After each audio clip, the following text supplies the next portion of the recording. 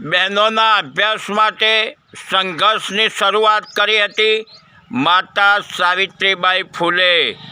માતા સાવિત્રીબાઈ ફૂલે બહેનો સ્કૂલમાં જાય અને અભ્યાસ કરે તેના માટે બહુ જબરદસ્ત સંઘર્ષ કર્યો હતો સમાજની સામે.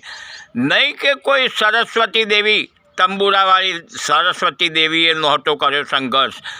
અને કહે છે કે જેટલી પણ માતાઓ છે ને, માતા સાવિત્રીબાઈ ફૂલે સિવાયની, તે બધી પહાડોમાં રહે છે, ગુફાઓમાં રહે છે. તે તમને પહાડોમાં અને ગુફાઓમાં બોલાવે છે, તમને અભ્યાસ માટે કોઈ બોલાવતું નથી. માટે બહેનો, પાખંડવાદથી દૂર રહો, અભ્યાસ કરો, આગળ વધો. વાત સમજવા જેવી છે, ન સમજાય તો ફરી સાંભળો, સમજો અને હોશિયાર બનો.